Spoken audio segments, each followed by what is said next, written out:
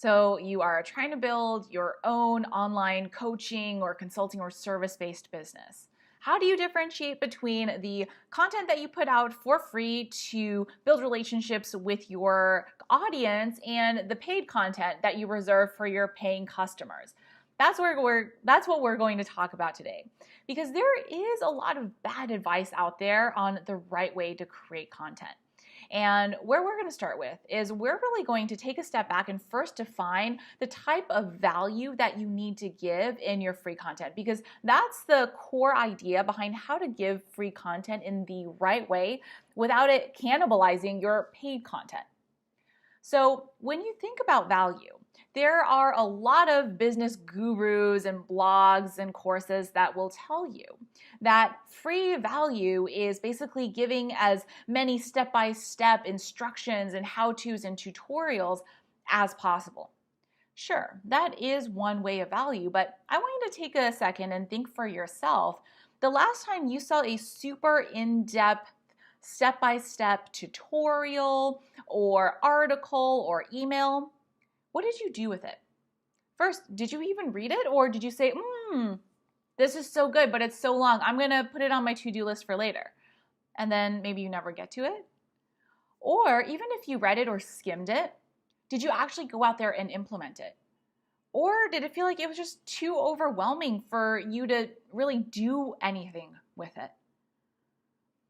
I am asking that because most of the time with that kind of content, that's what happens. And when that happens, you haven't made any effect on the reader who read your content. And if that's the case, that's not value, because value is what happens when you make a difference to your reader's life, when you change the way that they're thinking, when you motivate them, when you inspire them, when you motivate them to actually take action.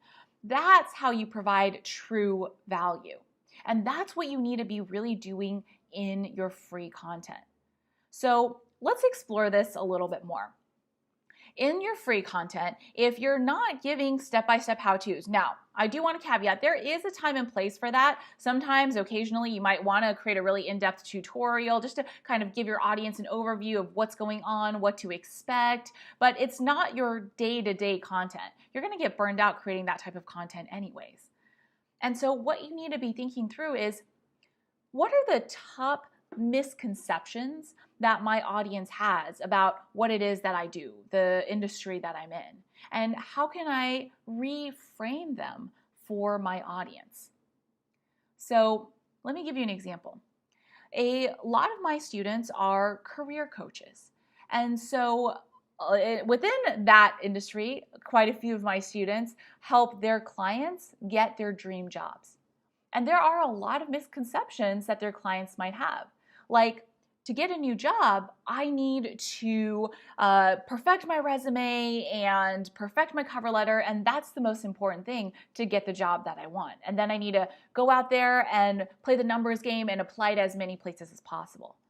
So for example, a career coach might talk about, all right, let me share with you why your resume and your cover letter are actually not as important as you think because of this, this, and this, and here's what's way more important.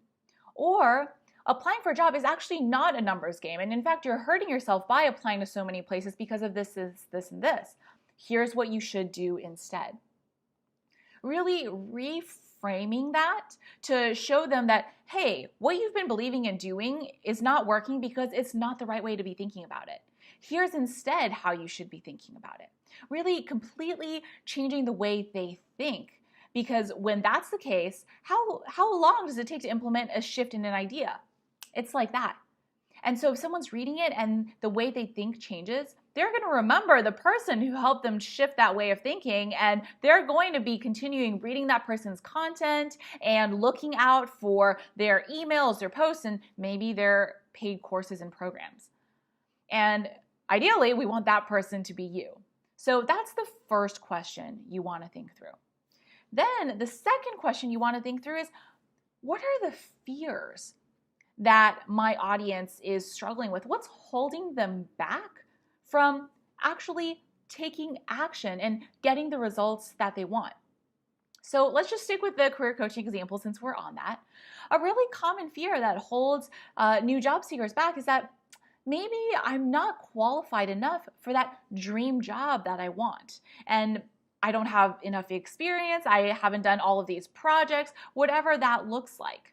Or maybe I want to shift into a new industry, but I'm afraid I'm going to have to take a pay cut because it's a new industry. And so what those students of mine would do to address those is really show their audience why that's not the case and why that doesn't need to hold them back. Oh, so you think that to shift industries, you're going to have to take a pay cut? That's actually not true, because what you can do is this, and this, and there's so many different ways for you to shift industries and actually maybe even get a promotion or a raise. So don't let that hold you back, because then you're missing out on this potential amazing new job or role or salary increase. So what that does is that shows them that, hey, my gosh, I don't have to wait to get this thing that I want. I can have it now, which leads us to the third question you want to answer in your free content. Now, you don't need to be answering all 3 questions in each piece of content that you create, but each piece of free content that you create should absolutely be answering at least one of these questions. And that third question is, what does your audience need to hear about, see about, read about to be inspired to take that next step, to move forward and take action? And often that step is going to be investing in one of your courses or programs, or maybe one of your competitors, or doing something so that they don't keep staying in the same place where they are now. And so there are lots of different ways to do this. A really powerful way is to share case studies. This is a great way to give lots of free value without cannibalizing your paid content, but also to inspire audience to take action. By sharing someone that you've helped with, or maybe your own case study, sharing what you struggled with before, sharing what you had to go through to overcome whatever that problem was, and then also sharing the after the problem was solved and sharing what that looked like specifically to motivate your audience, show them, hey, look, here's someone who is struggling with exactly what you're struggling with right now. Here's someone who was able to overcome those problems in this way, so that you can see, hey, it's not just by luck or by chance. There's a system to make it work, and it's possible for you too. And then wrapping up by saying, hey, look, everything you want, it's possible. Here are the specifics of what that can look like, and I want you to know it's possible for you too, so that they're inspired to take action. Another way to think about it is, if too much to-dos makes people feel overwhelmed, then what's one small win you can help someone in your audience get for free that motivates them enough to realize, hey, that big picture solution that I want is absolutely possible because I just got this one amazing free thing. Here's a really great example. Again, we're just going to stick with career coaching. So an idea I came up with one of my career coaching clients was, how can we show your audience that they are way more qualified than they might think? We came up with this really fun idea to have her audience go out and endorse 5 people from their network with certain skills on LinkedIn. And then in return, we gave them a quick script to send those 5 people and ask them to endorse them in return for skills that their colleagues felt like they were qualified to be endorsed in.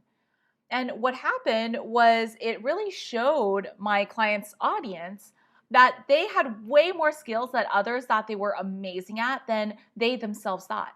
And it created this small effect that created this massive ripple effect that, oh, wow, I'm way more qualified than I thought, and I can absolutely do this. So let me go out there and see what jobs that I had previously thought I wasn't qualified for, and see that in this new light, maybe I am actually way more qualified than I thought I was. And so that was one piece in a marketing campaign that created her most successful launch ever, actually. And it was a very important piece because it created that motivation and inspiration for her audience to take that next step forward and take action. Because you and I both know that if your audience was going to get the results that they wanted, they would have gotten it already. If not, then something has to shift, and often that is very likely investing in your course or offer or one of your competitors, whatever they need to actually get that accountability, that hand-holding, that step-by-step guidance to get the results that they want.